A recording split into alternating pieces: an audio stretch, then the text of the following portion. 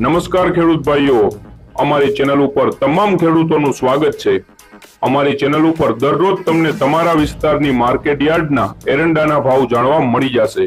તો વધુ સમય ન બગાડતા ચાલો જાણી લઈએ તમામ માર્કેટ યાર્ડના એરંડાના ભાવ।